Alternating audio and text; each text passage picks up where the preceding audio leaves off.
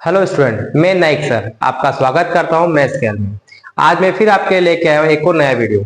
आज हम सीखेंगे कि लाप्लास ट्रांसफॉर्म के एग्जांपल में किस तरह से प्रॉपर्टी का इस्तेमाल किया जाता है। हमें पता होगा कि लाप्लास में कई क्वेश्चन ऐसे होते हैं जो विदाउट प्रॉपर्टी से सोल्व नहीं होते। तो इसी सिलसिले में आज हम एक वीडियो लेके आए जिसमें हम आपको सिखाएंगे कि लाप्लास ट्रांसफॉर्म में प्रॉपर्टी का किस तरह से इस्तेमाल किया जाता है। तो आज हम पहली प्रॉपर्टी पढ़ने जा रहे हैं लाप्लास ट्रांसफॉर्म की, जिसका नाम है फर्स्ट शिफ्टिंग प्रॉपर्टी। तो किस तरह से लाप्लास ट्रांसफॉर्म के एग्जांपल में फर्स्ट शिफ्टिंग प्रॉपर्टी का इस्तेमाल किया जाता है उसके बारे में आज हम जानेंगे। तो आइए देखते हैं। जैसे कि आपके पास आपको दिख रहा होगा कि बोर्ड पे लिखा हुआ है शिफ्टिंग प्रॉपर्टी। ये लाप्लास ट्रांसफॉर्म की फर्स्ट शिफ्टिंग प्रॉपर्टी कहलाती है। इसी तरह से एक शिफ्टिंग प्रॉपर्टी और होती है, इसका नाम होता है सेकंड शिफ्टिंग प्रॉपर्टी।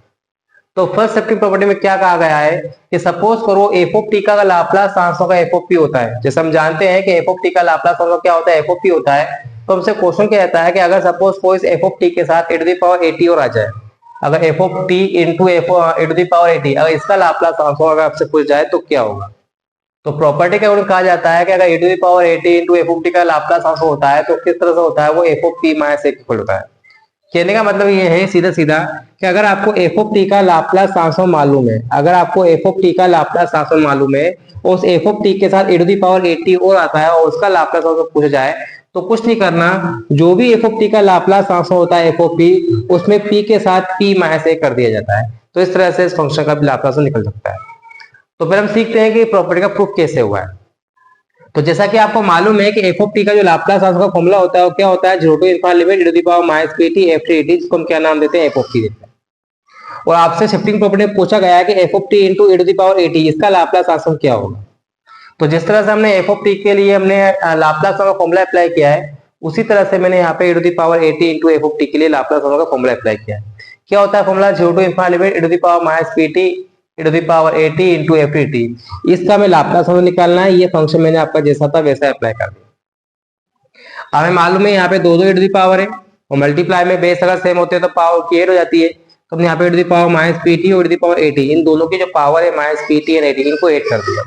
तो ऐड करने के साथ हमने क्या देखा कि यहाँ से माइनस कॉमन निकाल सकते हैं, टी कॉमन निकाल सकते हैं। तो मैंने माइनस कॉमन निकाला, टी कॉमन निकाला, तो क्या हुआ, e to the power P minus A into T F of T एड डी टी। माइनस हमने इसलिए कॉमन निकाला कि हमें मालूम है कि इंटीग्रेशन की लिमिट अगर इनफाइनाइट है तो माइनस इनफाइनाइट जीरो हो जाता है, इस वजह से हमने ऐसा कुछ किया है।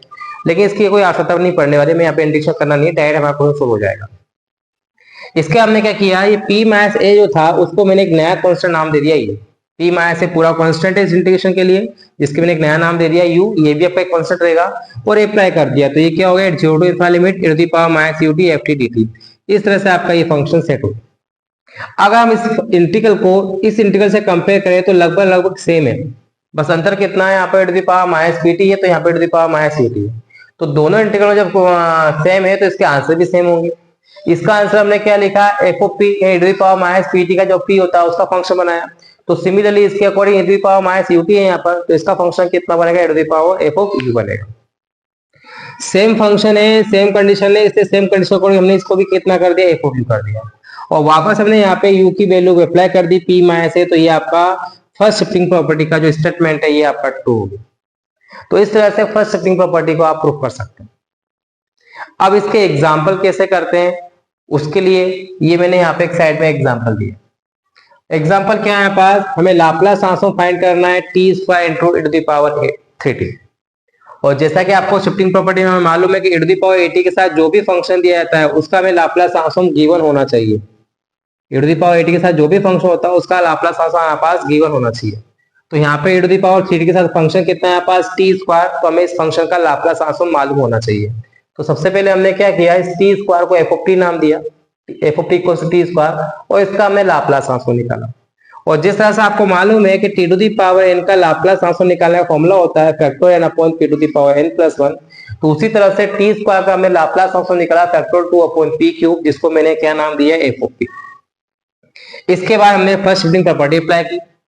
क्या होती है फर्स्ट शिफ्टिंग प्रॉपर्टी, अभी जैसा हमने सीखा कि Laplace transform to the power 80 into F of T, इसका लाप्लास ट्रांसफॉर्म कितना होता है, F of P minus A. और क्वेश्चन के अकॉर्डिंग हम देखा जाए तो e टू द पावर कितना हमारे पास 3t, तो मैंने यहाँ पे एक की जगह कितना रिप्लेस कर दिया 3, तो यहाँ पे p माइनस की जगह कितना हो जाएगा, p माइनस 3। इसके बाद सारी वैल्यू हमने पुट कर दी, e to the power 3t आपका जैसा वैसा, फंक्शन की वैल्यू आपकी टी स्क्वायर है वो अप्लाई किया, एफ ऑफ पी माइनस ए करना है, तो ये रहा आपका एफ ऑफ पी, इसको हमें कितना करना है, पी माइनस 3 करना है, तो क्या होगा फैक्टोरियल 2 और नीचे पी की वजह कितना कर दिया, पी माइनस 3 का होल क्यूब। इस तरह से इस एग्जांपल का लाप्लास ट्रांसफॉर्म निकाला जाता है लाप्लास शिफ्टिंग प्रॉपर्टी के ऊपर।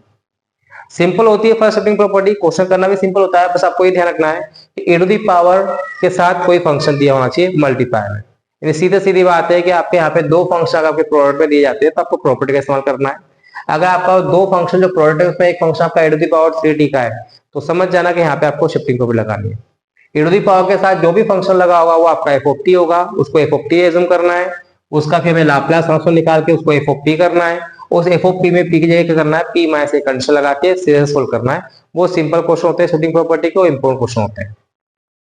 तो आप यहाँ पे शिफ्टिंग प्रॉपर्टी किस तरह से प्रूफ होती है ये और इसका एग्जांपल दोनों देख सकते हैं। अगर किसी भी क्वेश्चन स्टेप में अगर डाउट हो तो आप मुझे कमेंट्स कर सकते हैं। तो आपको आज का मेरा वीडियो कैसा लगा आप बताइए, कमेंट्स कीजिए, शेयर कीजिए, सब्सक्राइब कीजिए। इसी के साथ मैं अपना आज का वीडियो समाप्त करता हूँ। धन्यवाद।